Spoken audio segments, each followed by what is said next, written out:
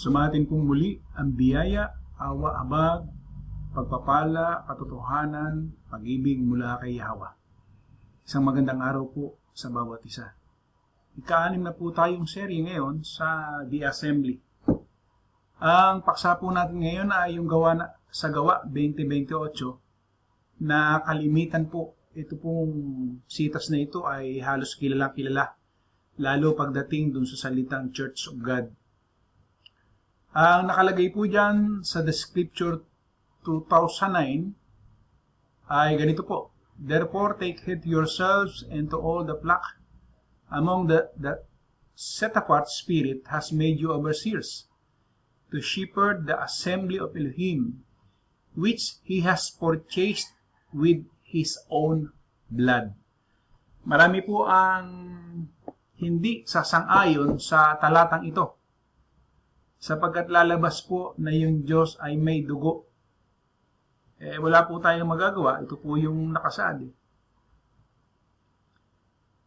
At pagka po ito ay kinuha natin sa iba't ibang, o ikinumpara natin sa iba't ibang bersyon, so ang nakalagay po dyan sa the scripture is Assembly of Elohim. Dito naman po ay sa Apostolic Bible Polyglot ay Assembly of God. Yan. Hindi po church, the assembly. Yan. 1577, Ecclesia. Yan. And then, sa ASB, Church of the Lord, ang ginamit. Sa BBE ay Church of God. Sa CEB ay God's Church. Ipinatatanong ko po sa inyo yung lahat po ng iba't ibang version para meron po kayong comparison. Darby, the Assembly of God. Ayan. Sa Darby po yan. Sa DRB ay the Church of God. DRB yun. Sa AMTB ay Church of the Lord. ERB, Church of God, the Church of God. And then sa ESB ay Church of God. ESB, Church of God. Sa GNB ay Church of God. Yan. Kaya po tuwan-tuwa dito yung mga may hawak na Church of God. Dito naman po ay Ecclesia Totio. Ayan, Ecclesia Totio. And then,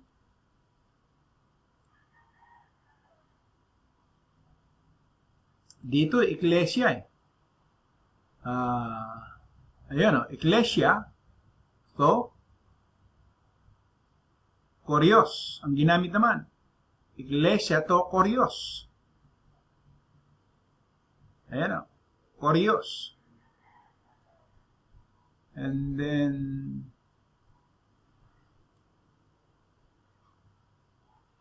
God's Church sa GW, sa God's Words.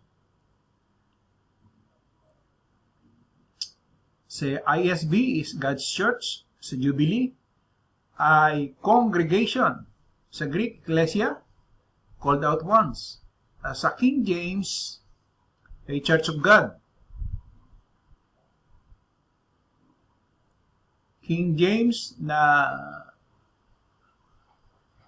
Church of God din po. Ayan. Church of God.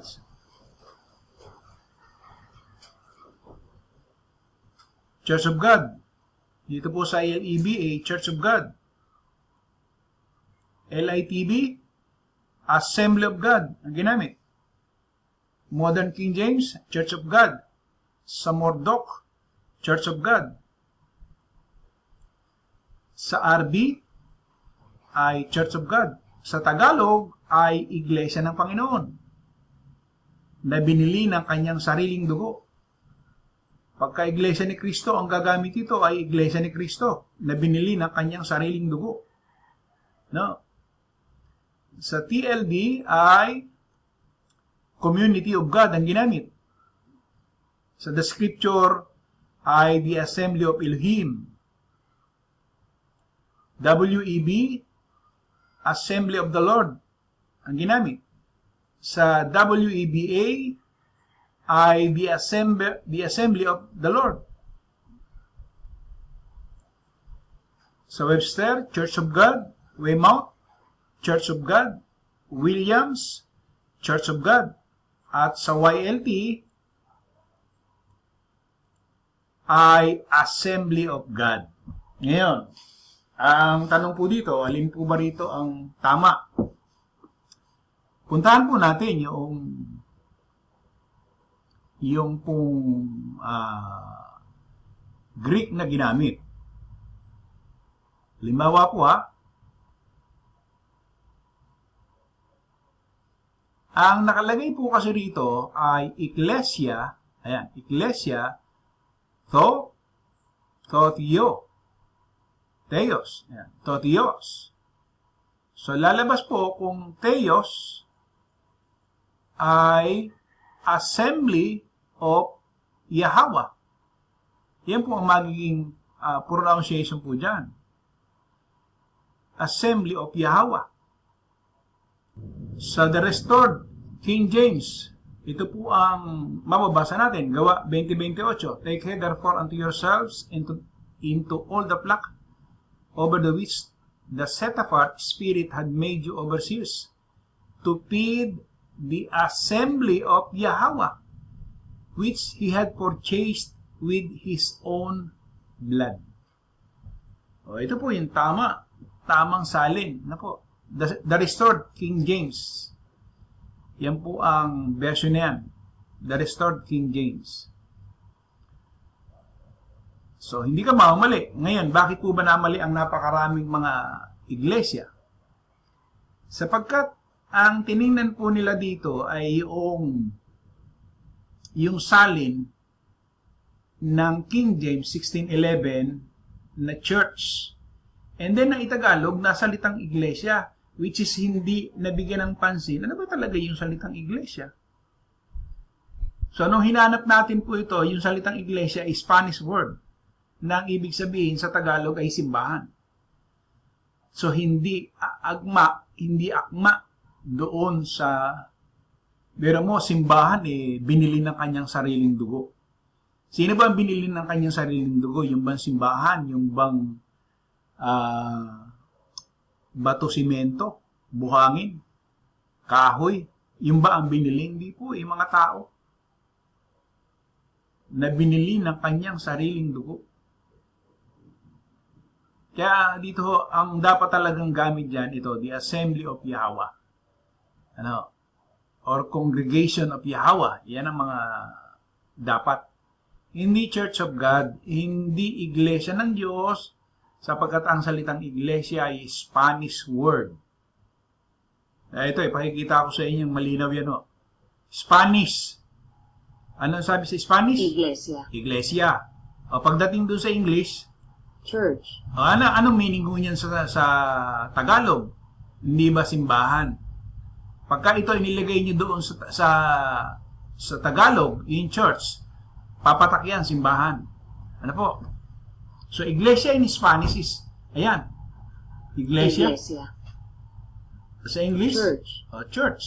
Ay, maliwanag ko yan. Hindi mahirap intindihin mo yan. So, pumapatak talagang mali. May mali doon sa salin ng Tagalog. Katulad niyan, pag sinabi yung La Iglesia, itatranslate mo yan to the church. La Iglesia ay to the church. Ito, tinan po ninyo dito sa Oxford, Sabi niya,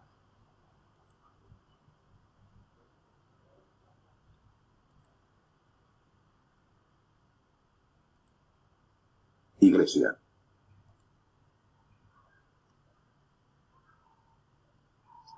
Church, edificio church, no van a la iglesia.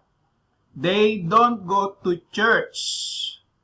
Paliwanag po yan, muli po, maraming pong salamat sa muli po ninyong pagsama sa akin sa pagtalakay ng The Assembly. Ito po ang inyong kapatid, si Brad Emmanuel Umali. Maraming pong salamat.